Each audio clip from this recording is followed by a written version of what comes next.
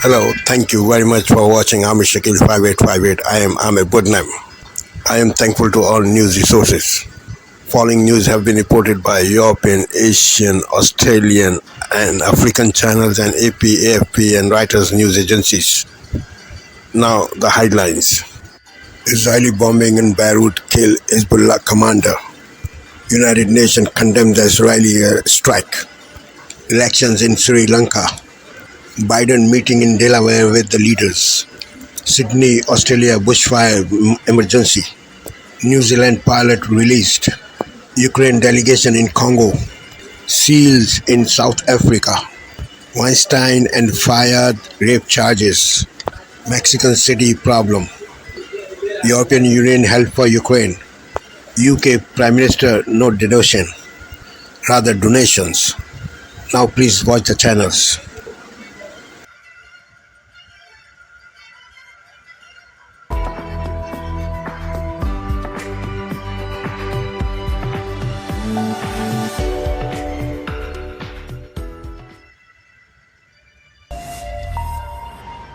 Hello, you're watching Daybreak here on France 24. I'm Yunko Yetade. Here are the headlines.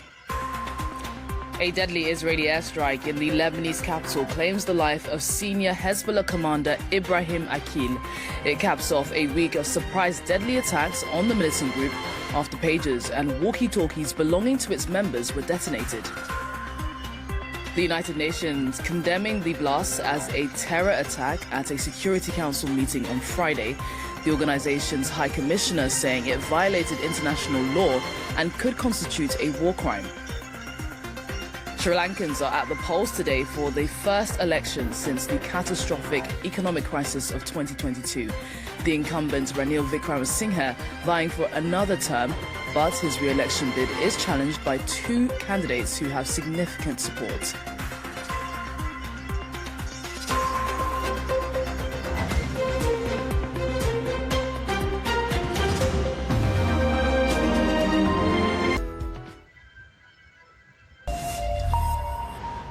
Hello, you're watching Daybreak here on France 24. I'm Yunko Yetade. Here are the headlines. A deadly Israeli airstrike in the Lebanese capital claims the life of senior Hezbollah commander Ibrahim Akil. It caps off a week of surprise deadly attacks on the militant group after pages and walkie-talkies belonging to its members were detonated.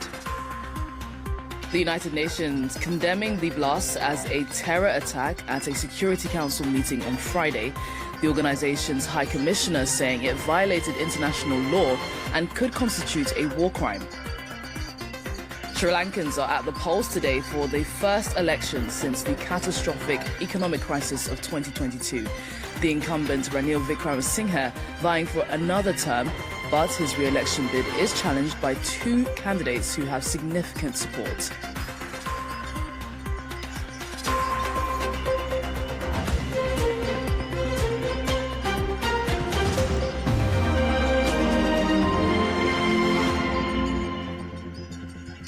A warm welcome to you from Paris.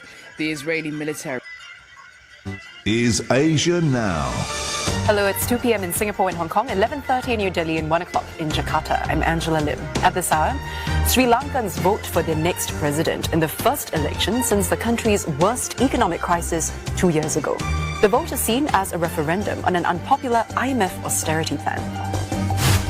Authorities in Japan ordered tens of thousands of people in quick-hit Ishikawa to evacuate, with an emergency heavy rain warning issued in parts of the prefecture. And US President Joe Biden will host the heads of Japan, India and Australia at his Delaware home for a farewell summit of the Quad leaders, just months before his term in the White House ends.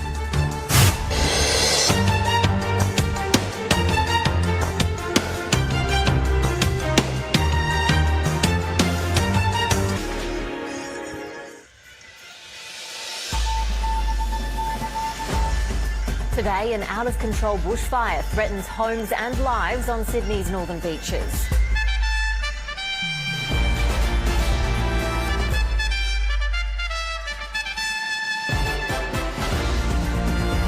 Released at last, a New Zealand pilot held hostage in Indonesia's Papua region for 19 months is set free. And a cold case breakthrough. A man arrested in Italy over the 1977 Easy Street murders. This is Victoria's most serious cold case and longest cold case.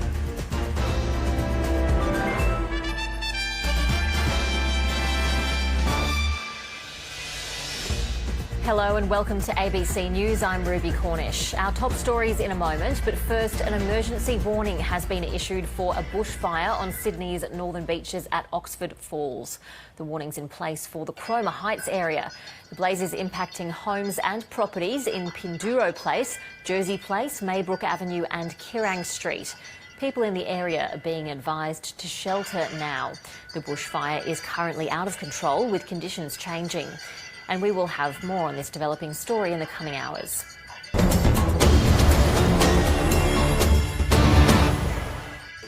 Panzi Hospital in Bukavu in the Democratic Republic of Congo, led by Nobel Peace Prize laureate Dr. Denis Mukwege, has been called upon to provide expertise in supporting survivors of sexual violence in war-torn Ukraine. A high-level Ukrainian delegation, including representatives from the Prime Minister's office, the Ministry of Defense, the Ministry of Public Health, and the National Social Service, visited Panzi Hospital to study Dr. Mukwege's holistic care model for sexual violence survivors. 30 years of war in DRC and 10 years in Ukraine show that during conflict we face the same challenges. By sharing experiences and adopting holistic practices, we can build a support system for survivors of sexual violence in Ukraine. During a press conference on September 19, Dr. Mukwege and the Ukrainian delegation discussed future collaboration between Ukraine and the Panzi Foundation. We have been able to deepen our understanding of the best practices from both contexts, the challenges, differences and similarities, and see how we can work together to ensure high-quality holistic care and reparations. We are impressed and encouraged by the commitment of the survivors in Ukraine. Since 2018, the Panzi Foundation has been working in Ukraine to support survivors of sexual violence. In this visit, we see much more as a sign of international solidarity, a sign that transcends borders when there is suffering, a sign that shows that together we can share our strengths, our knowledge, and our expertise, not for our own benefit, but for the interest of our own common humanity. The Ukrainian delegation concluded their visit by presenting Dr. Mukwege with the Ukrainian flag, symbolizing the growing cooperation between the Panzi Foundation and Ukraine. People queued at an Apple shop in London on Friday as new iPhone 16 models reached store shelves. All the iPhone 16 models, which start in prices ranging from $800 to $1,200, are equipped to handle the new technology, which the company is marketing as Apple Intelligence. What can you do once you get into the ecosystem and you get excited by the hype and stuff? You're slave to Apple. The branding is part of an effort to distinguish the iPhone's AI from similar technology already available in smartphones released earlier this year. An outbreak of rabies in seals has been reported in South Africa by scientists. It is believed to be the first time the virus has spread in sea mammals. Authorities in South Africa first discovered rabies in Cape Far seals in June after a dog was bitten by a seal on a Cape Town beach. We're not really sure where the infection started. What we do know is that around 2.5 years ago, we picked up this increased aggression in seals around people particularly. We had a number of unprovoked seal attacks on people, and that increased dramatically. And we've been monitoring that closely, and we were trying to uncover what was the cause of that. And then in May this year, we tested 4 seals for rabies because of particular circumstances, and of those 4, 3 came back as positive for rabies. Rabies, which affects mammals and can be passed to people, is always fatal once symptoms appear. Rabies spreads via saliva, usually through bites, but also sometimes when animals lick and groom each other.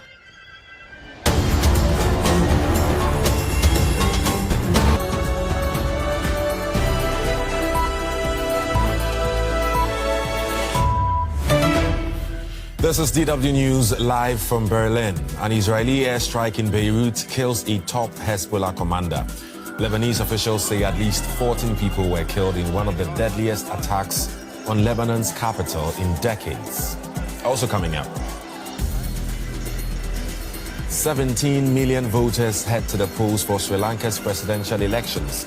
The people will decide who will steer the country out of its worst ever economic crisis and ease the resulting social upheaval.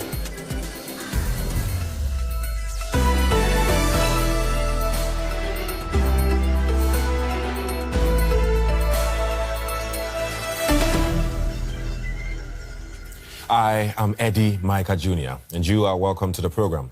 Lebanon's Hezbollah has confirmed that one of its top commanders was killed in an Israeli strike on Beirut. Authorities say at least 14 people were killed, with dozens more wounded.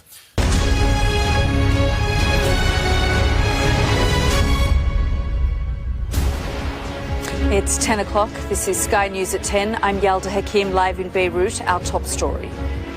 Israeli military claims to have killed a number of top Hezbollah commanders in an airstrike here in the Lebanese capital. Reported to be among them Ibrahim Akil, on the US most wanted list for decades. Tonight, the crisis is being discussed at an emergency UN meeting. We'll bring you the latest on the efforts to prevent a regional war. Also coming up on Sky News at 10, condemned as a monster, on par with Jimmy Savile and Harvey Weinstein. Alleged victims of former Arizona Mohammed Al-Fayed speak out. A freeze on freebies. The Prime Minister and senior ministers say they will no longer accept donations to pay for clothes. Plus, we'll bring you a special report from the Mexican city ravaged by a deadly civil war within one of the world's biggest drugs cartels. And we'll take a first look at tomorrow's front pages in our press preview from 10:30 right through to midnight.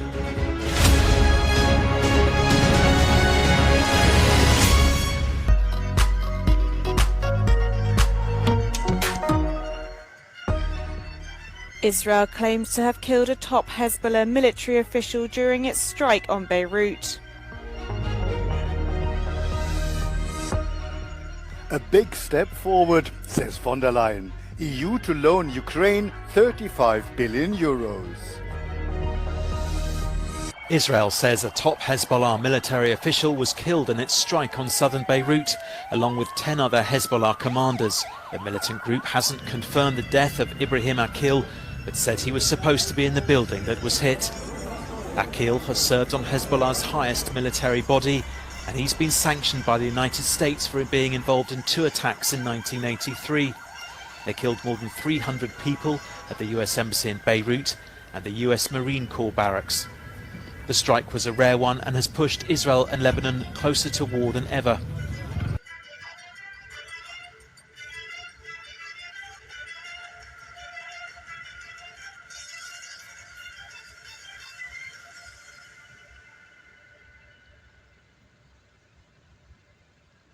Well, the Labour leadership this afternoon announced that it would no longer take donations of clothes, and in the Prime Minister's case, glasses. He and his Chancellor and the Deputy Leader have been criticised for that this week. And as you say, Nigel Farage, Britain's richest MP, because of his work at GB News, was quick to capitalise. Before he spoke in his speech, he put on a pair of glasses and everyone started shouting and laughing, saying who paid for those. Now, there were a lot of speeches today, people attacking other parties on immigration, on policing, on net zero. Rupert Lowe, one of the so-called famous 5 MPs, spoke about what he called the experimental COVID vaccine. He said that the Equalities Act had allowed minorities to impose their will. We then had Lee Anderson, who said that he wanted his country back, to roars again from the crowd. But everyone was really here to see the main event, which was Nigel Farage. His speech, the reception to his speech, had an almost messianic quality. There were flares, there were streamers, there was really loud music as he walked onto the stage. Here's a look at what happened today. This Birmingham Conference Centre is today's shop window for a self-proclaimed start-up that says it's now a professional political outfit. Reform UK spared nothing on its production value, American in style, insurgent in substance, with a new, and it says, democratised constitution to boot. The time has come. The infant, the Reform UK has been growing up. We had the teenage tantrums, which were those that caused us harm in the general election. But we're now at a different point. The party is an adult. And this weekend is when Reform UK comes of age.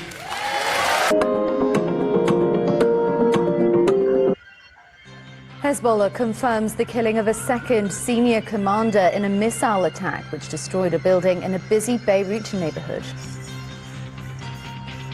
It is a war crime to commit violence intended to spread terror among civilians. It remains.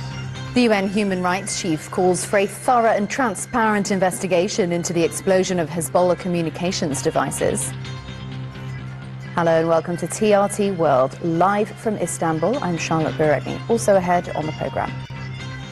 More bloodshed in Gaza. More than 40 people have been killed across the enclave in the last 24 hours. And voters in Sri Lanka are casting their ballots in the first presidential election since the 2022 uprising, which ousted the former leader.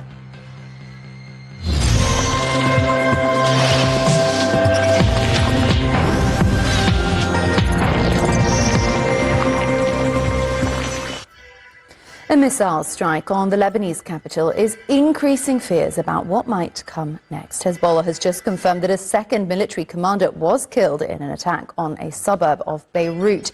Thank you for sparing your precious time. This is Amir Shakil. Have a good life. Bye-bye.